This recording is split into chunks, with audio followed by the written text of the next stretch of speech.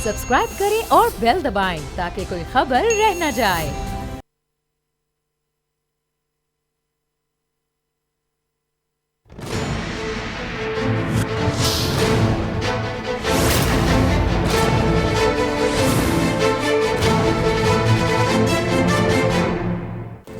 अस्सलाम वालेकुम, मैं नूरुल आरफीन सिद्दीकी और आप देख रहे हैं मेरी जंग। इससे पहले कि अपनी आज की कहानियों पर आऊँ, एक ऐसी स्टोरी आपसे शेयर करना मकसूद है जिस पर अभी तक मेरी नॉलेज के मुताबिक तो कोई करंट अफेयर शो दागा नहीं गया है। मेरा ख्याल है ये भी जमहूरियत के या जमहूरी हुकूमतों के वसी तर मफाद में हुआ होगा और शायद फ़ी सबीलिल्लाह ही हुआ होगा। बहरहाल लूप चलाएँ यार। रियासत नाम नहाद मदीना में कोई बड़ी बात नहीं है, बात छोटी सी ही है। रियासत नाम नहाद मदीना में एक और घर जो है वो उजड़ गया। रामचंद नामी एक गरीब मुफलिस मजदूर गुर्बत, महंगाई, कसाद बाजारी के हाथों लड़ता लड़ता बिलाखिर उसने हथियार डाल दिए। अपनी बीवी और 3 बच्चों को उसने ज़िबा किया और ख़ुद भी खुदकुशी कर डाली। ये देखने सुनने में बड़ी आराम से बहुत छोटी सी कहानी लगती है। मैंने एक स्टोरी और भी की थी जिसमें 4 साल के एक बच्चे को उसके बाप ने पेशानी में कील ठोंक करके दीवार में गाड़ दिया था, सिर्फ इस जुर्म की पादाश में कि वो खाना मांगता था। ये सिंध का अहवाल है जो मैं आपको सुना रहा हूँ, लेकिन ये वाक़या जो हुआ है ये रहीम यार खान में पेश आया है। कता नज़र इसके कि ये वाक़या कहाँ हुआ है। अगर ये इसी रियासत नाम नहाद मदीना के हुदूद में हुआ है तो वो जो हज़रत उमर फ़ारूक रज़ी अल्लाह ताला अन्हु के अक़वाले ज़री सुना करके कंटेनर से डायरेक्ट एक बहुत बड़े ऐवान में दाखिल हो चुके हैं, वहाँ से एतमाद का वोट भी लिया है और उस पर इतराते फिरते हैं, ये FIR किसके नाम काटी जानी चाहिए, इसका जवाब आज लेंगे। इस वक्त अहवाल ये है गो कि मैं जो कुछ भी समा बांधूं, जैसे ही इंशाअल्लाह ताला मेरे मेहमान आएंगे वो वैसे ही मेरी इन तमाम बातों को रिफ्यूट कर देंगे, एज इफ़ ये कहानी मैं घर पे बैठ करके बना रहा हूँ या मुझे इसके लिए बाकायदा कोई पैसे वगैरह शायद मिले। घर से दफ्तर के लिए निकलूं, 15 मिनट पहले निकलूं या आधे घंटे पहले बहुत है। इसके लिए मजीद किसी रिसर्च की ज़रूरत नहीं है। फैक्ट्री मजदूरों की तनख्वाहें निस्फ कर दी गई हैं। कई ऐसे मीडिया वालों से ज़ाती तौर पर दुआ सलाम है जिनको 4-4 महीने की तनख्वाहें नहीं मिली हैं। अद्वियात की कीमतें 7वें आसमान पर पहुंच चुकी हैं। गरीब आदमी लाल दवाई से महरूम कर दिया गया है। महंगाई का सैल रवां है। यूटिलिटी स्टोर के चक्कर लगवा करके लोगों को उनकी औकात बताई जा रही है और ऐसा पहली मर्तबा नहीं हो रहा, यह बात दुरुस्त है। हर तरफ महंगाई का एक सैल रवां है जो लोगों के आसाब को झिंझोड़े दे रहा है, लेकिन मसीहा की एक ही रट है कि घबराना नहीं। माशी बेहतरी के दावे होते हैं, एक्सपोर्ट्स बरामदात बढ़ा लेने के दावे होते हैं, करप्टों को नहीं छोड़ूंगा, नहीं छड्डांगा, मार दियांगा। तमाम तकारीर का अगर अहवाल मैं एक लाइन में पेश करूं तो यह कि नहीं छड्डांगा। बात ठीक है, छोड़ा भी नहीं है। किसी को वजीर बनाया है, किसी को सेनेटर बना दिया, किसी को कुछ बना दिया, यहां तक तो बात ठीक है।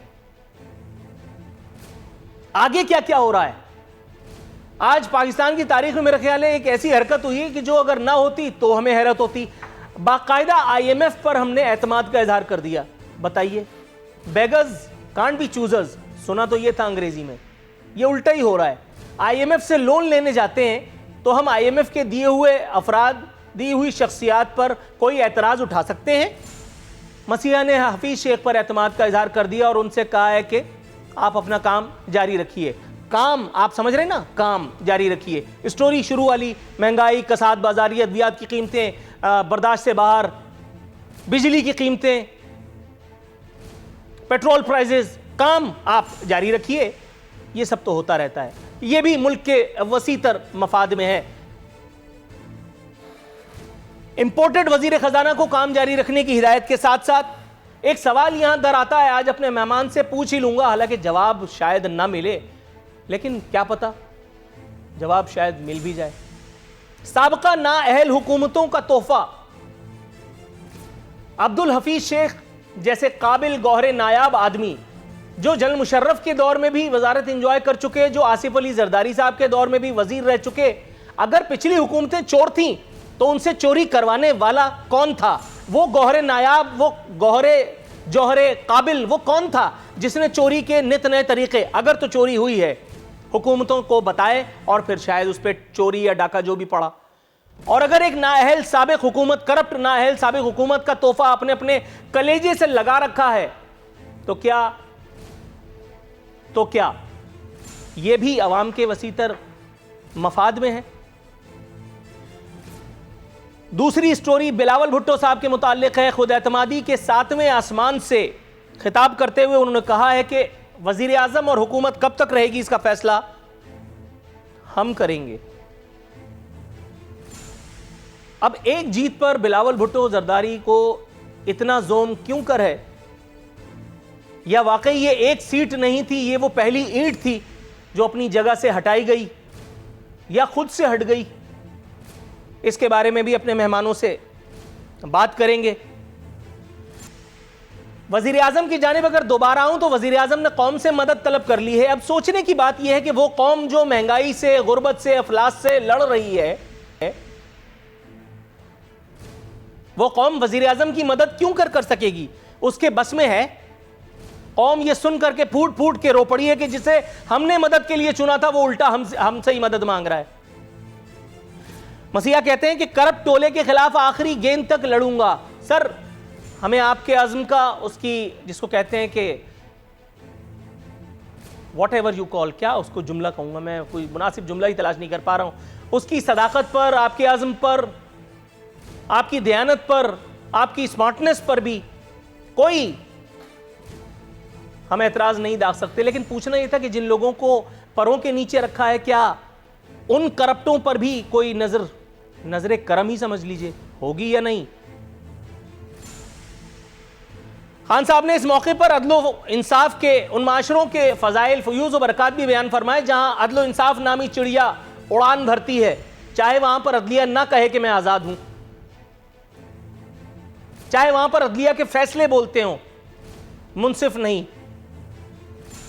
लेकिन पूछना यह है कि वो मजदूर जिन्हें कराची की उस एक फैक्ट्री में बल्दिया टाउन की जला दिया गया, उनको इंसाफ मिल गया था? इस एक माशरे में जो नाम नेहाद रियासत मदीना बन चुकी, उन लोगों को नफीस लोग करार देकर के आपने अपनी बैसाखी बना रखा है।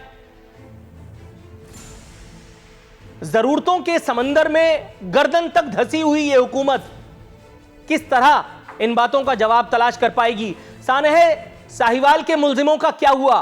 सानह PIC में जिन वकला ने, जिनमें एक वजीर आजम का अपना भांजा शामिल था, जिसे जमानत मिल गई, जाहिर है जमानत तो बट रही है, जिसे जमानत मिल गई निहायत शान और शौकत के साथ,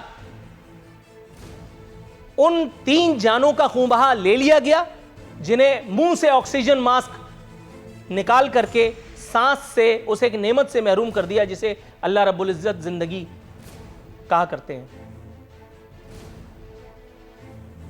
बिलावल भुट्टो कह रहे हैं कि वजीर आजम अक्सरियत खो बैठे हैं, वो एतमाद के वोट की हैसियत कोई नहीं।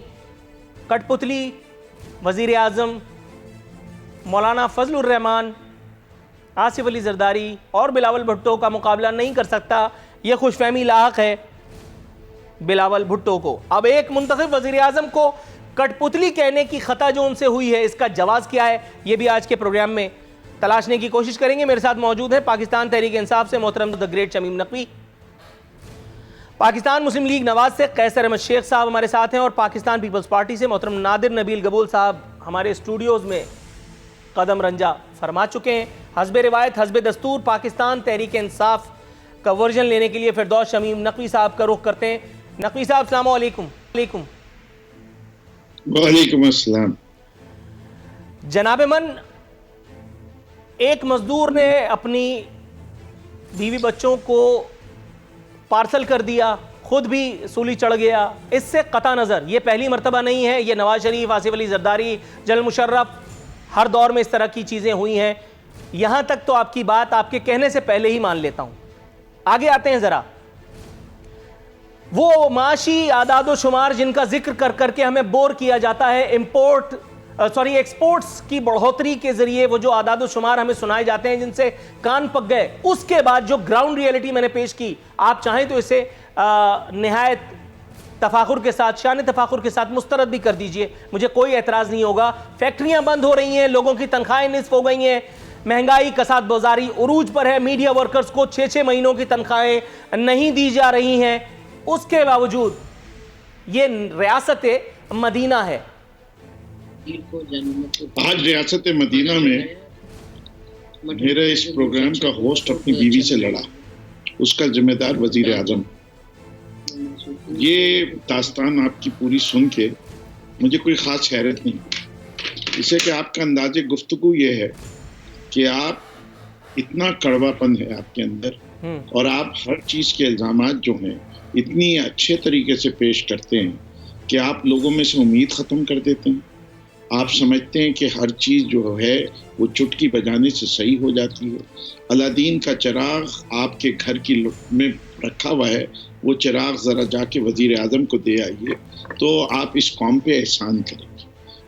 इससे कि मुझे ये अंदाज़े और तर्ज़ गुफ्तगू ही नहीं समझ में आता कि जिस जगह सिर्फ डेस्पोंडेंसी फैलाना जिस प्रोग्राम का मकसद हो, हम तो ये जानते हैं कि हम दिन रात जद्दोजहद कर रहे हैं, हम कामयाब होंगे, लोग हमें फिर इत्मीनान देंगे। हम कामयाब नहीं होंगे तो 5 साल बाद इंशाल्लाह जब भी जो लोगों का इख्तियार होगा वो उनको दिया जाएगा, वो वोट दे के फैसला करेंगे। जब तक हम अपनी काविश कर सकते हैं, हमने भूख का इलाज के लिए परसों ही की तकरीर में सुना, खान साहब ने कहा कोई भूखा नहीं सोएगा। इससे कि हमें इस बात का एहसास है कि भूख मसला है। जहाँ तक महंगाई का है, अगर आपको उसकी रीजनल और रैशनल नहीं समझ में आ रही कि उसके पीछे वजूहात और महरकात क्या हैं, तो किसी दिन आप आ जाइए, मेरे पास नहीं आते, किसी इकोनॉमी के प्रोफेसर के पास जाके 1-2 घंटे का उससे सुन लीजिए कि वो आपको बुनियादी चीजें समझा दे कि महंगाई किस तरह होती है और कैसे होती है। Got your point. जो खान साहब कहेंगे या पीटीआई वाले कहेंगे वो तो झूठ होगा। सच बोलने वाला तो दुनिया में एक ही पैदा हुआ है। ऐसा है। अब मैंने आपकी बात सुनी, थोड़ी सी अब आपने मेरी सुननी है। ऐसा है कि सच बोलने वाला नूरुल आरफीन सिद्दीकी है, ऐसा ही है। सर, मैं बहुत ही इज्ज़ और इंकिसारी के साथ आपकी खिदमत में एक गुजारिश पेश करना चाहता हूं। इसका जवाब काइंडली मत दीजिएगा क्योंकि ये बात जवाब के लायक नहीं है। ये बात खुद अपना जवाब है। जब ये खादिम, ये फिदवी नूरुल आरफीन सिद्दीकी नवाज शरीफ और आसिफ अली जरदारी की धज्जियां बिखेर रहा था तो इससे बड़ा मर्द मुजाहिद नहीं था। नाम ले लेता हूं, अली जैदी, फैसल वाउडा, खुद आप। ये 3 बड़ी शख्सियात मेरे किरदार के मोतरिफ थे ड्यूरिंग पानामा। उस एक वक्त में कि जब मरियम नवाज शरीफ का तूती बोला करता था और आप लोगों को टेलीविजन चैनल्स पे बैठाए 11th आवर पे रिग्रेट कर दिया जाता था। फैयाजुल हसन चौहान साहब से आप इस बात की तस्दीक कर सकते हैं, मैं सबके नाम लेकर के बात कर रहा हूं ताकि कोई फायर हवाई फायर ना समझा जाए। जनाब मन, आज आपने मुझे यह ताना तो दिया क्योंकि अपनी विकेट बचानी थी, ठीक है। इमरान खान साहब भी देख रहे होंगे और बहुत सारे लोग भी देख रहे होंगे और आप जाहिर है हुकूमत की तर्जुमानी करने बैठे हैं। मैं आपकी बात सुन करके सिर्फ आपकी आखिरी बात का जवाब देने की कोशिश कर रहा हूं क्योंकि वो बात जरा थोड़ी सी दायरे से बाहर। जनाब मन, थोड़ी सी अगर आप मुझे इजाजत दें, फिर इसके बाद मैं आपका जवाब भी लूंगा। इसके बाद मैं आपका जवाब भी लूंगा। मैं आपको इसका जवाब दूंगा सर, इसका जवाब भी लूंगा, मैं इसका जवाब भी लूंगा, लेकिन मेरी दास्तान अमीर हमजा जरा थोड़ा सा खत्म हो जाए। जनाब मन, आपको हुकूमत में आने के बाद याद आया कि माशी आदादो शुमार बड़े इंपॉर्टेंट होते हैं। उससे पहले जब नवाज शरीफ काम कर रहा था तो उस वक्त उसके कब्जे कुदरत में कोई आमिलों की, जिनों की कुव्वत थी, कोई फोर्स थी कि जो रगड़ता चराग और वो गुर्बत खत्म कर देता। उस वक्त तो आपने कहा था, असद उमर ऑन रिकॉर्ड है, चेक कर लीजिए, पेट्रोल 45 रुपए से ऊपर नहीं होना चाहिए। उन्होंने कहा था कि 1 साल की परफॉर्मेंस अगर नहीं हुई तो हम घर चले जाएंगे, हमें इख्तिदार लेने का कोई शौक नहीं है। जरा चेक कर लीजिए, खान साहब ने सिविल डिसोबीडियंस का जब ललकार दी थी, अपना बिल जलाया था, तो उन्होंने कहा था कि ये हुकूमत महंगाई करके ही अगर संभालना चाहती है तो ये तो कोई भी कर लेगा। जिस वक्त उन्होंने कहा था कि अगर डॉलर एक सर्टेन लिमिट से ऊपर जाता है तो वजीर आजम चोर होता है। ये सारी बातें उस वक्त सोचने की थी, जरा देर कर दी आपने। अब आपका जवाब भी लूंगा इखलाकन। इजाजत है जनाब हमजा को करना है तो अलिफ लैला की दास्तान भी बनाया जा सकता है। शाहजार रातें आपकी बात सुनेंगे और हर रात आपको जीने का हक देंगे, इससे कि यही उस दास्तान का है। वो अगर आज आप वो उस मूड में हैं तो वो कर लेंगे, वरना मैं तो आपके करेले खाने का बहुत अरसे से कायल हूँ कि आपने हर दौर में मैंने बताया है कि इस प्रोग्राम से पहले करेले नहीं खा के आया करो, बाकी सब जो बोल रहे हो वो जायज है, लेकिन मैं इसके अलावा और क्या कहूँ। देखिए, आपके राइट है as an anchor to conduct a programme, you can not become a party. आप फैक्ट्स एंड फिगर्स लेके आए, हमें कोई एतराज नहीं। हमें आप ये कहें कि आप डिवैल्यूएशन के खिलाफ थे, आपने डिवैल्यूएशन क्यों की? क्या कोई और रास्ता आपके नज़दीक या आपके पार्टिसिपेंट्स दे सकते हैं जो इस करंट रास्ते से बेहतर डिस्पेंसेशन हो, तो उसके ऊपर ज़रूर बात मानी जाए, वो अच्छी तनकीद होती है। ये सिर्फ लेफ्ट राइट सेंटर मार देने से कोई फ़ायदा नहीं होता, सिर्फ कौम को डिस्पेंडेंसी आती है। मैं आपसे तजर्बे में उम्र में ज़्यादा हूँ, शायद लफाजी और ज़बान का ज़ख़ीरा आपके पास मुझसे कुछ बेहतर होगा और ज़्यादा अच्छा होगा, और मैं उसमें मुकाबला करना भी नहीं चाहता आपसे। मैं सिर्फ ये जानता हूँ कि महंगाई कभी भी अच्छी नहीं होती, चाहे वो नवाज शरीफ के दौर में हो या इमरान खान के दौर में। मुहर्रिकात जो हैं वो अपनी जगह है। अगर दरामदात बढ़ाई जाएंगी, एक्सपोर्ट्स बढ़ाई जाएंगी, तो वो मुल्क के लिए अच्छी चीज़ है, इससे कि वो मुल्क की आमदन बढ़ाती है। जब मुल्क की आमदन बढ़ती है तो मुल्क में खुशहाली आती है। तो वो जो भी काविश करे, अगर PMLN के दौर में वो बढ़ी नहीं और घटी, तो उसका मतलब ये है कि आज बढ़ रही है, अच्छी बात है। अगर करंट अकाउंट बेहतर हो रहा है तो बेहतर बात है। तो हर चीज़ के इंडिकेटर्स होते हैं। मैं कहूँ नूरुल आरफीन साहब का कद जो है वो 25 किलो है, तो लोग हंसेंगे मेरी बात पे। तो बात ये है कि हर चीज़ के नापने का एक पैमाना होता है। जो जो चीज़ें आप जिस चीज़ का एतराज करते हैं, आज उसका पैमाना एग्री कर लेते हैं कि इस पैमाने पे नापेंगे, हर माह नापेंगे, 6 साल बाद नापेंगे, 1 साल बाद। राइट सर, आपकी इजाजत से मैं अब नून लीग का वर्जन लेने के लिए अगर आप कहें, क्योंकि ऑलरेडी बहुत देर हो चुकी है। वो जब बगैर पैमाने के बात करते हैं, बगैर पैमाने के जो पीता भी है वो अपना होश खो है। सर थोड़ा सा मतलब आप समझे, मतलब कहीं बात आगे पीछे चली जाएगी, पीने पिलाने कहाँ निकल गया। अच्छा, थोड़ा सा तवक्कुफ कीजिएगा जी। कैसर अहमद शेख साहब, सर मैं जहमत की अजहद माजरत चाहता हूँ, लेकिन गुफ्तगू मेरा ख्याल है ज़रा दिलचस्प थी।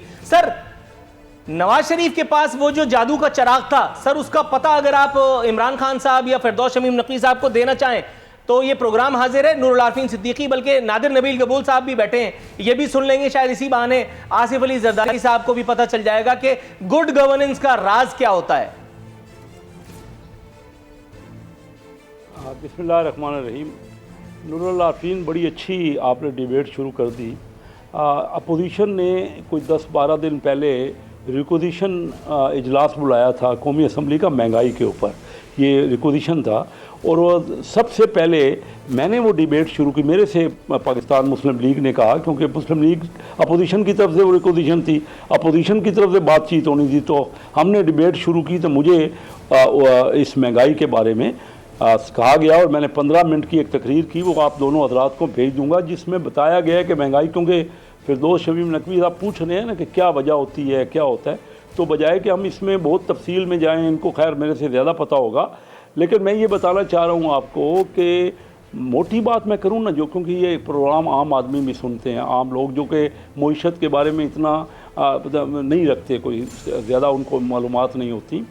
पूरा हमारा जो केक है ना, जब हमने छोड़ी ना इस हुकूमत को, तो हमारा केक यानी पूरे लोगों की आमदनी 320 अरब डॉलर थी, वो केक आज 990 अरब डॉलर का रह गया। ये जो कहते हैं ना कि एक्सपोर्ट बढ़ गई, ये कहते हैं रेमिटेंस बढ़ गई, मैं कहता हूँ कि लोगों के जॉब्स ख़त्म हो गए, मैं कहता हूँ कि सारे कारोबार ख़त्म हो, ये तो बातें होती रहेंगी।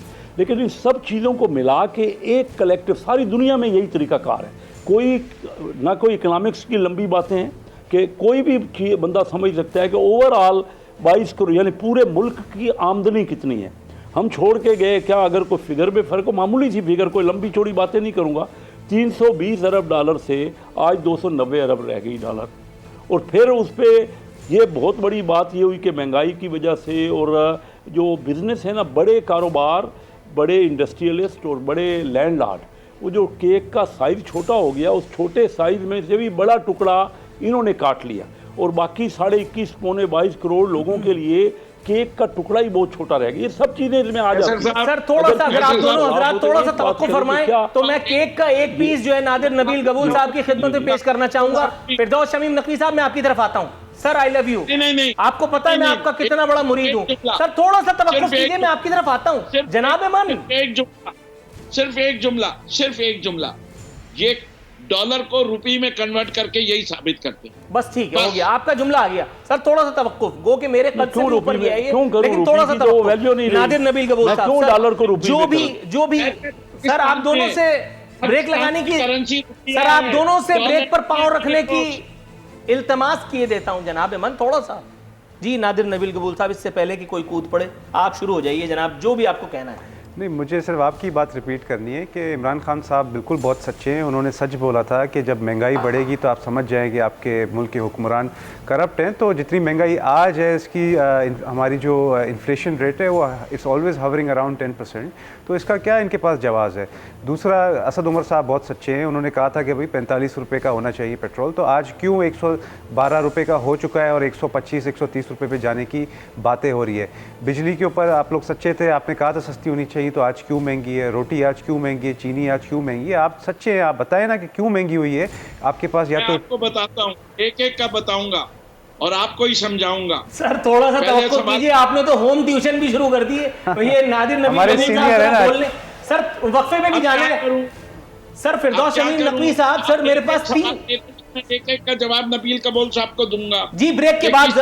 सर ब्रेक के बाद मैं आपसे बहुत सारे और जवाब भी लूंगा, आप क्यों परेशान होते हैं? मैं देने को तैयार हूँ ना जी सर, थोड़ा सा जवाब दूंगा। करप्शन, सर एक तो हुक्मरानी जो है ना वो इंसान की तबा को नाजुक बहुत बना देती है, उसके मिजाज बरंगेख्ता बहुत जल्दी हो जाते हैं। अगर आप थोड़ा सा तवक्कुफ कर लेते तो नादिर नबील गबूल साहब भी थोड़ा सा बोल लेते कुछ, उनको भी, उन्होंने भी कुछ दोस्तों को यहाँ आने से पहले मैसेज किया था कि मेरा प्रोग्राम, लेकिन आपने मतलब आपने थोड़ा सा तवक्कुफ। नाज़रीन, यह वक्त हुआ है कमर्शियल ब्रेक का।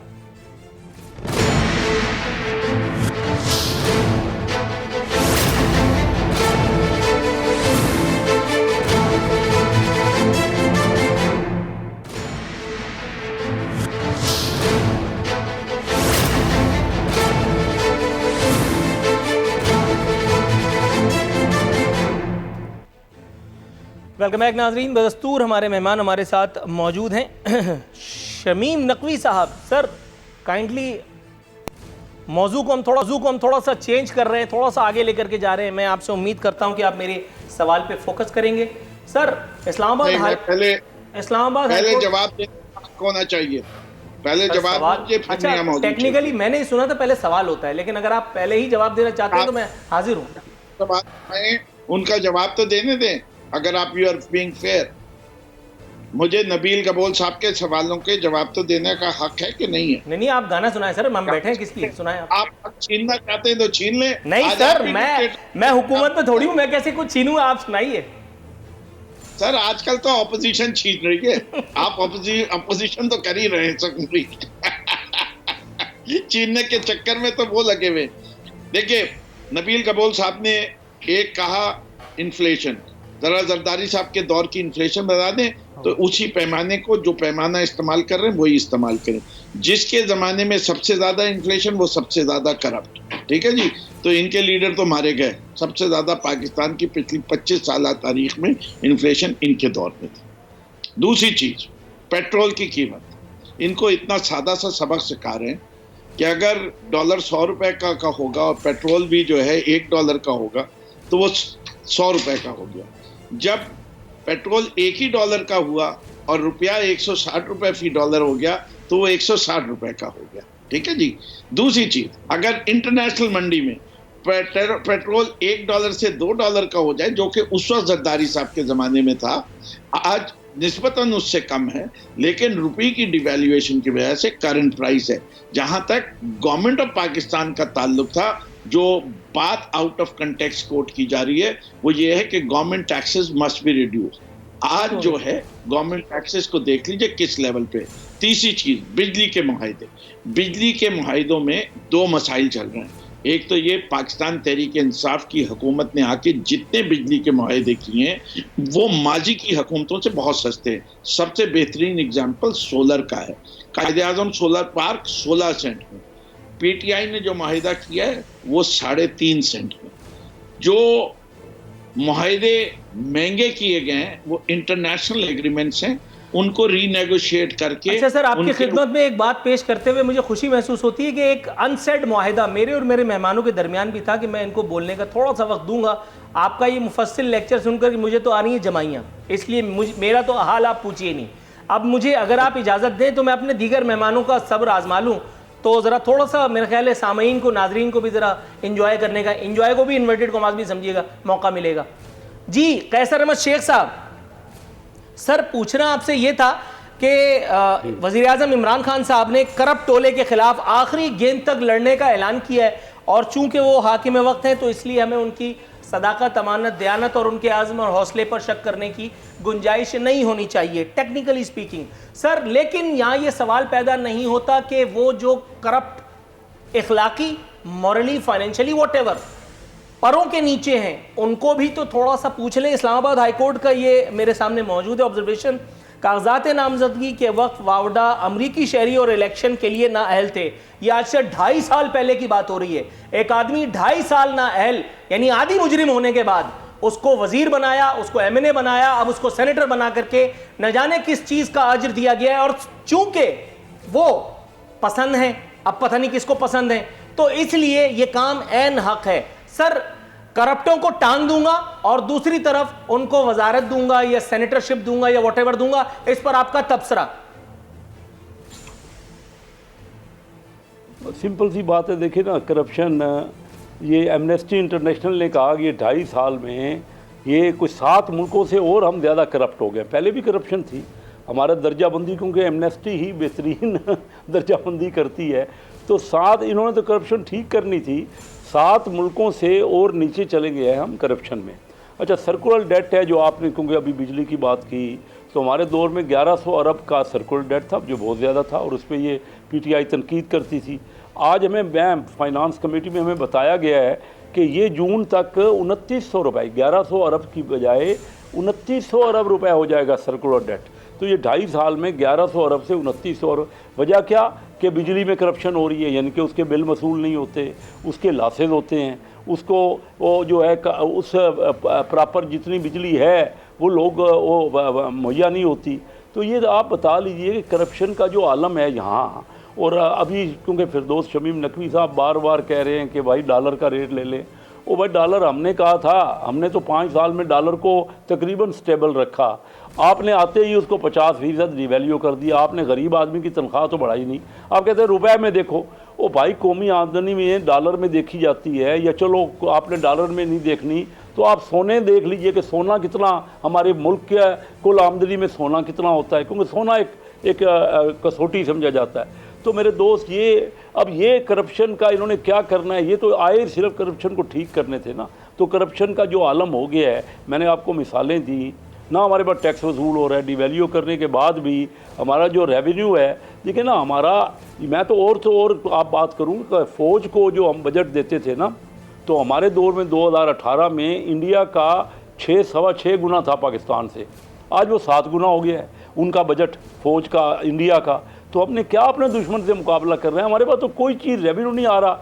टैक्स में करप्शन, कहीं ये खुद कहते थे इमरान खान साहब कि 4000 अरब रुपए की सालाना करप्शन है, रोज़ की कोई 12-13 अरब रुपए करप्शन हो रही है।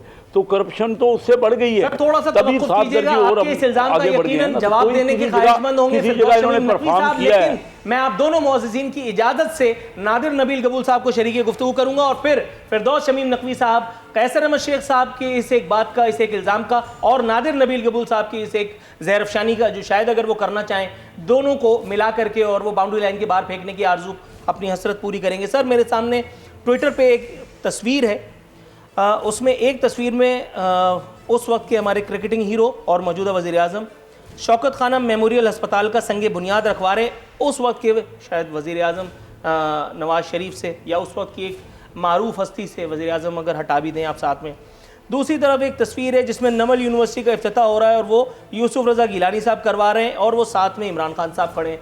सर वो लोग जो आदि मुजरिम थे इमरान खान साहब के बकौल, वो जिन्होंने पाकिस्तान को हमारी नस्लों तक को खा गए, उजाड़ दिया, वॉटेवर किया, सर इस तरह की इवेंट्स में अगर हम उनको बुला करके और उनसे फीता कटवाएं तो ये तो उनके अज़्म और हौसलों को और जिला बख्शता है।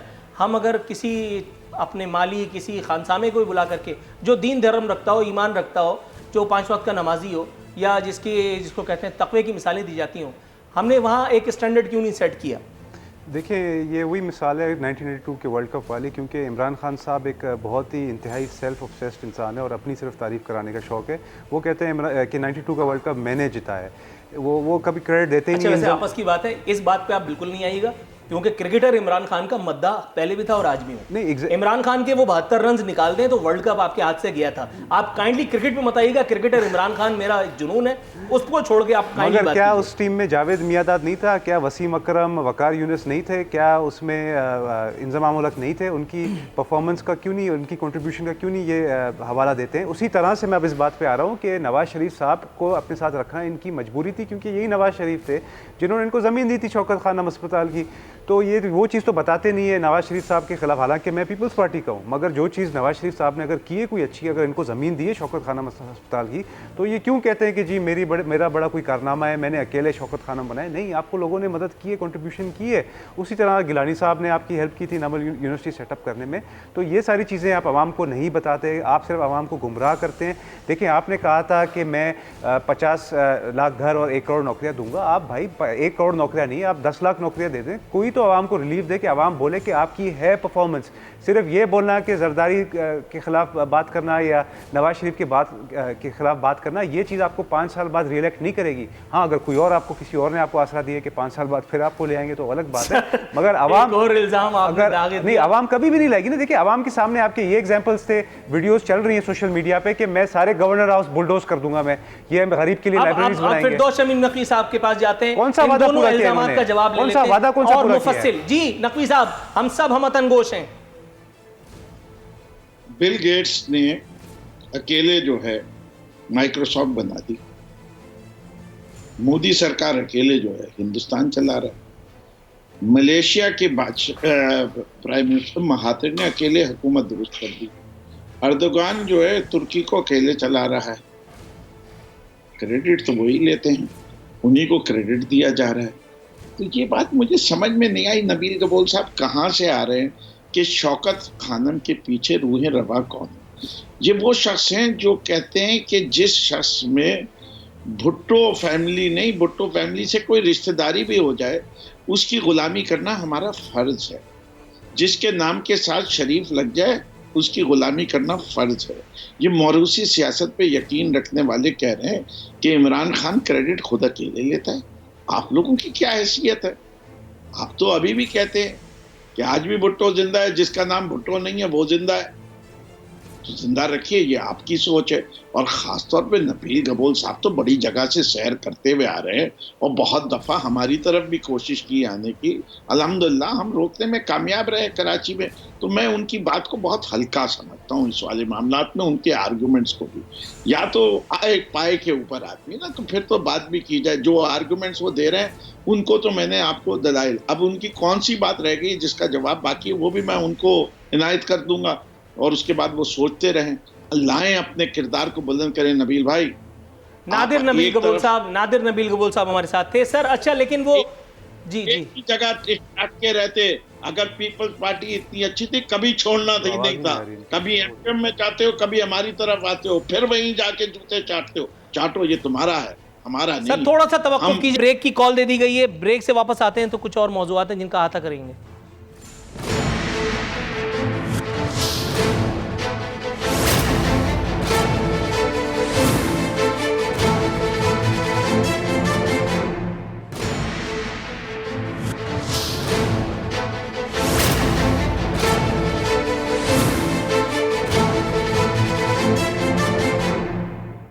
मैं नाज़रीन अख्तामी लम्हा शो के आन पहुँचे। आज का प्रोग्राम वजाहत दर वजाहत पर मबनी लग रहा है।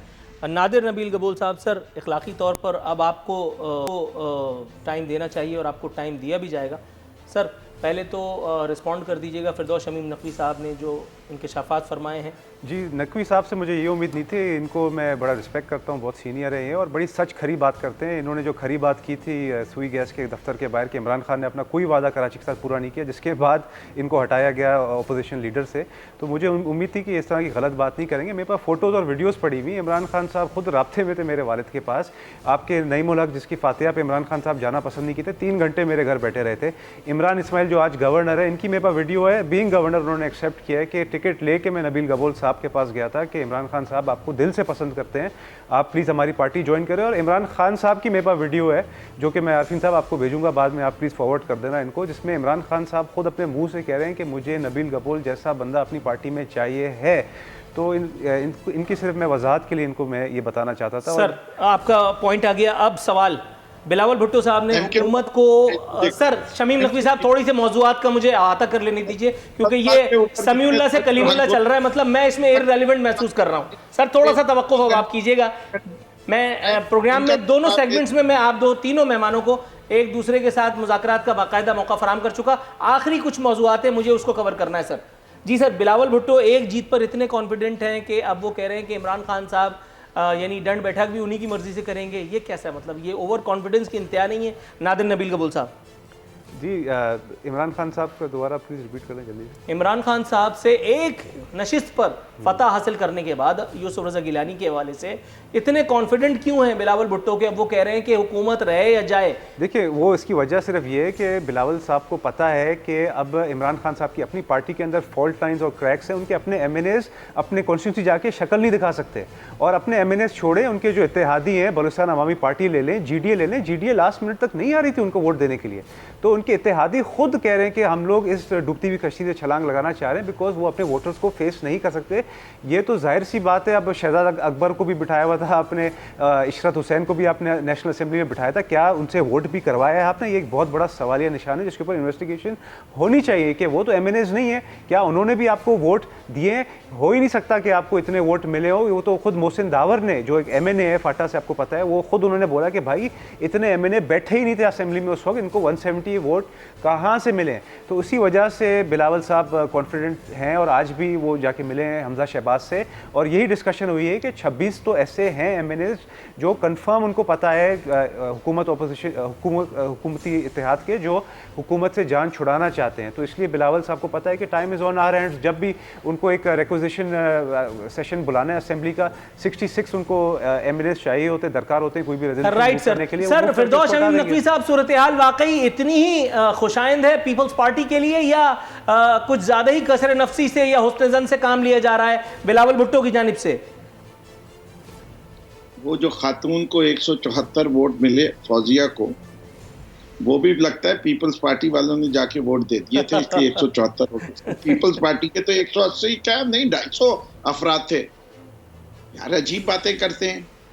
क्या असेंबली में इतने अरसे बैठने के बाद इनको पता नहीं है कि रोस्टर पे जाके साइन करना पड़ता है मेंबरान को? वो असेंबली की अटेंडेंस यानी उसके ऊपर जाली सिग्नेचर किए गए। क्या पाकिस्तान की इंस्टीट्यूशंस को इन्होंने इतना ही वीक समझा हुआ है कि जब कार्ड लिया जाता है उस वक्त भी साइन किया जाता है, जो कार्ड ड्रॉप किया जाता है जब डिवीजन ऑफ द हाउस होता है, जिसके ऊपर नाम लिखा हुआ होता है, और वो कार्ड इशू नहीं किया जा सकता एमएनए के अलावा किसी और को? देखिए नबील गबोल साहब, आवाम को गुमराह नहीं करना चाहिए। आप अगर सच्चे इंसान हैं तो सच बोलिए, लोगों को का शऊर बढ़ाइए, गुमराही नहीं फैलाइए। आपने सच बोला था, आपको क्यों हटा दिया उन्होंने अपोजिशन लीडर से? बोला है, मैं उन लोगों में से हूँ।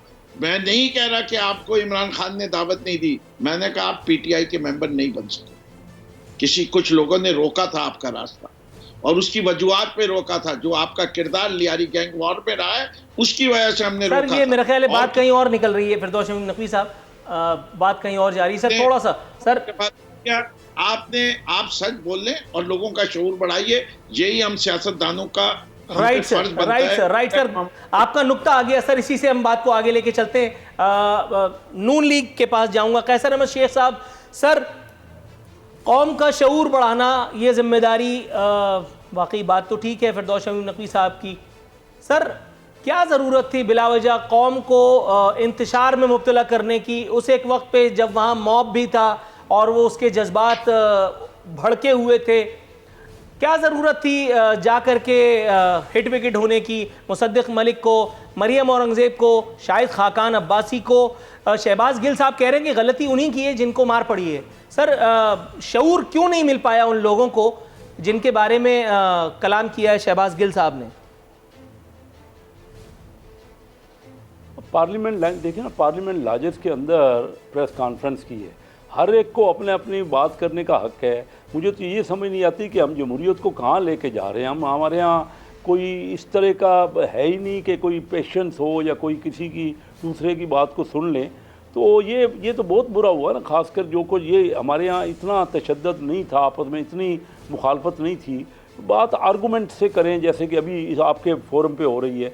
तो मैं आपको बताऊं ना कि देखिए ना, हमें क्योंकि नेशनल असम्बली से हफीज़ शेख जो वज़ीर ख़जाना थे वो हार गए, क्लियर कट हार गए ना। जब लोगों ने वोट अपने चॉइस पे सीक्रेट बैलेट किया, तो अब एक तो वज़ीर ख़जाना को फौरी रिज़ाइन कर देना चाहिए। फिर इमरान खान साहब को समझना चाहिए कि वो कितनी वीक विकेट पे हैं। एक बार वो हार सकते हैं तो दोबारा भी हार सकते हैं, किसी वक्त भी वोट ऑफ नो कॉन्फिडेंस हो सकता है। आज तो उन्होंने जिस तरह भी करके ले लिया अपना कॉन्फिडेंस का वोट, लेकिन एक बहुत बड़ी शिकस्त हुई है उनके कैंडिडेट को। सर ये बात आपकी बिल्कुल ठीक है, लेकिन आधी अगर आप मुझे कहने की इजाजत दे, इंतहाई इज्ज और इंकिसारी के साथ ये बात आपकी आधी ठीक है कि हुकूमत को एक बहुत बड़ा सदमे का सामना रहा है, लेकिन सूरत-ए-हाल अब इतनी भी शायद बुरी नहीं हुई है जो आप बता रहे हैं। सर नादिर नबील कबूल साहब, क्या इतना ही आसान है हुकूमत के खात्मे का ख्वाब देखना, और ये इतनी जल्दी मुमकिन है जिस तरह से कैसर अहमद शेख साहब ने कहा इख्तिसार के साथ? देखिए, पाकिस्तान की सियासत में तो यही देखा है, ओवरनाइट भी चीज़ें हो सकती हैं। किसने सोचा था कि मुशर्रफ की वर्दी हटेगी और वो प्रेसिडेंट से भी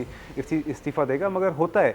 तो हवा का रुख ओवरनाइट चेंज हो सकता है। और इमरान खान साहब खुद तो इतने कोई भारी विकेट पे नहीं है, जिस तरह आपने खुद बताया, उनकी मेजॉरिटी हुकूमत नहीं है। MQM और GDA और इस तरह की पार्टीज़ उन्होंने साथ रखी हुई हैं।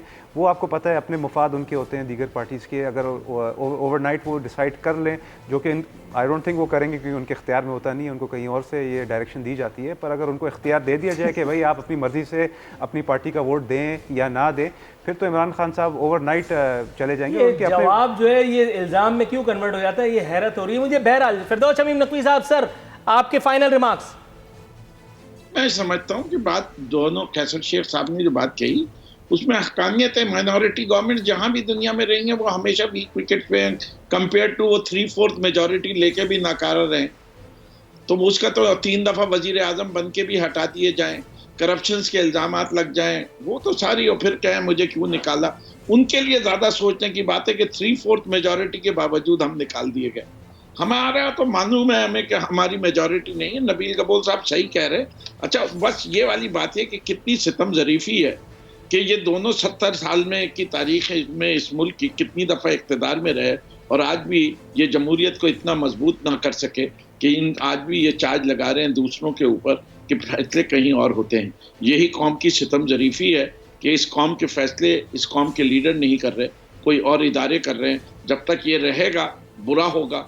जब इख्तियार फैसला करने वालों के हाथ में आएगा तभी ये मुल्क सही रास्ते पे चलेगा। तो गोया आपकी इस बात से क्या मतलब निकाला जाए कि आप एडमिट कर रहे हैं या रिफ्यूट कर रहे हैं? आप, मैं कंफ्यूज आ गया। ये दोनों पार्टियां किसी और की तरफ देखती हैं, हम किसी की तरफ नहीं देखते। आप किसी की तरफ नहीं देखते, लेकिन पाकिस्तानी कौम के हवाले से, पाकिस्तानी कौम के हवाले से अगर मुझे कहने की थोड़ी सी अगर आप इजाज़त दें तो जनाब मन, पाकिस्तानी कौम वज़ीर आज़म फिरदौस शमीम नकवी और PTI की इस सरकार की जानिब ज़रूर देख रही है। आप लोगों से इल्तिमास है, काइंडली आप भी कम से कम थोड़ा सा वक्त निकाल करके इस एक आवाम की तरफ देख लीजिएगा जो आपकी दाद रसी की मुंतज़िर है। नाज़रीन, इसी के साथ हमारे प्रोग्राम का वक्त अब ख़त्म होता है। इंशाअल्लाह अगले हफ्ते बशर्ते ज़िंदगी बशर्ते फ़ुर्सत हाजिर होंगे। फ़ी अमानिल्लाह।